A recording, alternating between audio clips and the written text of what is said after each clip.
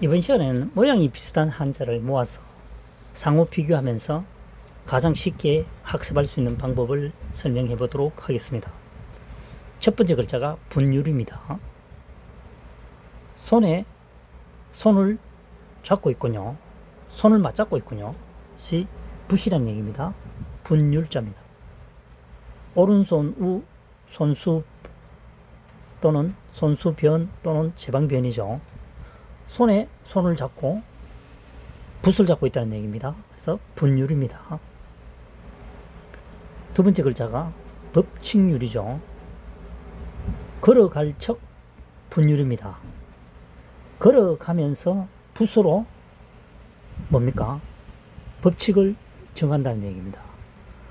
그럼 이게 좀 말이 조금 어색할 수도 있겠지만, 걸어간다라고 하는 것은 실천에 옮긴다. 뭔가를 행한다는 거죠. 뭔가를 행한다. 진행한다. 진행하는 것을 붓으로 법칙을 정한다는 얘기죠. 룰을 정한다는 얘기입니다. 이제 뜻이 맞아 떨어지죠.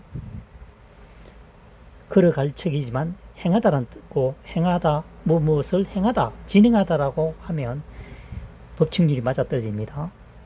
행하여지는 곳에 붓을 들고 법칙을 정한다는 거죠. 그래서 법칙률 되겠습니다. 법칙률. 율법 하죠. 율법. 나루진자입니다. 나루진. 여기서는 나루진으로 표현하는 것보다는 진액진으로 표현하는 것이, 학습하는 것이 훨씬 유리합니다. 물수변이죠. 분율입니다. 우리가 붓을 가지고 글씨를 쓸 때는 먹물을 최대한 까맣게 하겠죠. 진하게 합니다. 그래서 붓으로 사용하는 물은 진하다. 진액진. 먼저 입력하고 나루진 하면 되겠죠. 진액진, 나루진. 그 다음 책력역입니다. 책력역. 언덕음이죠. 언덕음. 바이한 또는 언덕음입니다. 벼화가 두 개 되어 있죠. 벼화가 두 개가 되어 있으면 나무 성걸역인데, 여기서는 두 개를 겹쳐버리면 덮으기가 잘 안 됩니다. 해서 독립적으로 언덕 아래에 벼와 벼에 대해서, 계속 벼에 대해서만 생각을 한다는 얘기입니다. 왜냐? 우리가 식량을 해결할 수 있는 유일한 수단이었거든요. 유일한 수단이라면 좀 표현이 이상하고, 지금까지 벼가 생산되고 있는 것 보면은 여러 가지 작물 중에서 최고다라고 말을 할 수도 있겠죠. 그래서 언덕 아래에 벼와 벼에 대해서만 연구를 하게 되면 당연히 책력, 달력을 봐야 되겠죠. 언제 파종하고 언제 수확하고 끊임없이 연구 개발했다. 지금도 벼에 대해서 계속 연구 개발해 왔죠. 지금은 많이 좋아졌습니다. 벼 곡식이 남아도니까요. 그래서 책력역입니다. 언덕 아래에서 벼와 벼에 대해서 끊임없이 달력을 보면서 연구를 해왔다. 금방 얘기했다시피 언제 심을 것이며 언제 수확할 것이며 이런 쪽이겠죠. 책력역입니다. 그 다음 진일역입니다. 책력역, 달력역이죠. 책력역, 달력역. 아랫부분은 멈출지, 그칠지자입니다. 책력역, 달력역을 보면서 벼에 대해서 연구를 하면서 멈추어 있다고 하는 것은 계속 거기에 있다는 거죠. 바깥에 잘 나오지 않고. 그러니까 거기서 지낸다는 얘기입니다. 해서 이 한자어는 진일역이 되겠습니다. 진일역. 물론 다르게 풀이하는 사람도 있겠지만 이것은 한자 사랑이 풀이하는 한 방법입니다. 그 다음 책력역입니다. 책력역. 먼저 설명했던 책력역과 이 책력역은 날일자를 집어넣어서 좀 더 세밀화했다.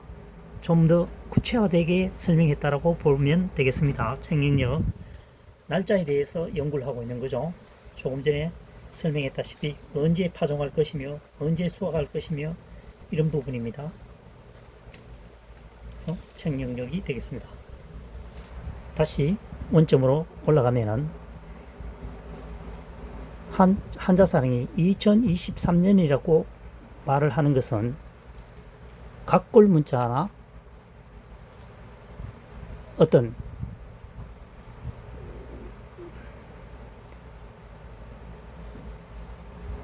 상형 문자 이런 부분을 풀이하지 않고 주어진 글자, 주어진 한자어를 가지고 최대한 2023년 현재 시점에서 누구나 이해할 수 있게끔 풀이를 해보겠다는 얘기죠. 그것이 핵심 포인트입니다. 추상적인 설명은 싫어하고 배제하고 현실적으로 접근해 보자는 게 한자사랑의 학습 방법의 과제입니다. 그래서 한자에 대한 그 풀이 학습법은 각 사람마다 사고와 방식, 과정, 뭐 여러 가지 기타 요인이 있겠죠. 다르기 때문에 풀이 방법도 다르다. 가장 좋은 것은 현재 설명했던 부분이 시간이 흐른 후에도 다시 적용할 수 있다면 가장 좋은 학습 방법이 아닐까라고 개인은 그렇게 생각하고 있습니다. 분율자입니다. 분율. 오른손 우죠. 오른손 우 뭡니까? 손수변, 제방변입니다. 손에 뭔가를 쥐고 있다는 거죠. 그것이 붓이란 얘기입니다. 분율입니다. 분율. 그 다음 법칙률입니다. 걸어갈 척이죠.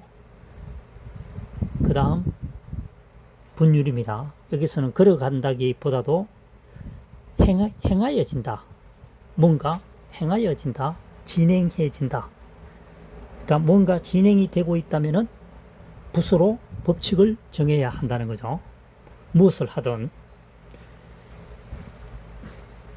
집을 짓는데 도면이 없으면 엉터리 집이 되겠죠. 기분 내키는 대로 짓게 됩니다. 지었다 하더라도 사후에 뭡니까? 허가를 내줄 때, 승인할 때 기준이 없잖아요. 애매해집니다. 그래서 모든 것은 법칙이 있다는 거죠. 기준이 있다는 얘기입니다. 그래서 행함에 있어서는 붓으로 법칙을 정해놓는다. 법칙률 되겠습니다. 그 다음 나루진자입니다. 나루진으로 설명하면 힘들어지고 진액진으로 학습하면 머릿속에 속 기억 저장될 수가 있습니다. 붓으로 사용할 때 그 사용되는 물은 진액이란 얘기죠. 그래서 붓으로 사용할 때, 글을 쓸 때는 먹을 굉장히 새카맣게 갈죠. 끊임없이 갑니다. 지나도록.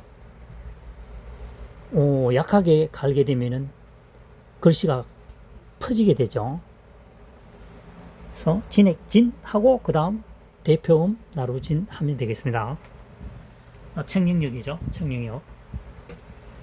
책력이라고 하는 것은 달력을 말합니다. 언덕음 또는 바이한입니다. 그래서 바이 아래서 벼와 벼에 대해서 벼화입니다. 벼에 대해서 집중적으로 달력을 보면서 연구를 한다는 거죠. 언제 파종할 것이며 언제 수확할 것이며 언제 거름을 줄 것이며 언제 김매기를 할 것이며 물을 몇 번 넣고 빼느냐 뭐 여러 가지 등등 과정을 연구를 한다는 얘기입니다. 그래서 책령력이 되겠습니다. 그 다음 진일력이죠. 책령력입니다. 책령력 아랫부분에 그칠지 멈출지 자죠. 그칠지 멈출지. 책력을 쓰면서 한동안 머물러 있다는 거죠. 그칠지 멈춰 있다라고 하는 것은 계속 거기에 있다는 얘기입니다. 그래서 지낸다는 뜻을, 지낸다는 의미를 가진 진일력이 되겠습니다.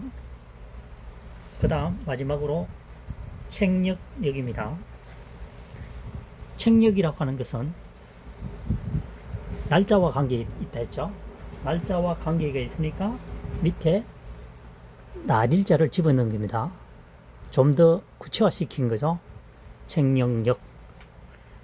그러니까 책령력을 확실한 책령력이면, 확실하다고 의미하면 좀 이상하지만 더 완벽한 책령력은 날일자가 들어가는 맨 마지막 글자가 되겠죠. 책령력이 되겠습니다.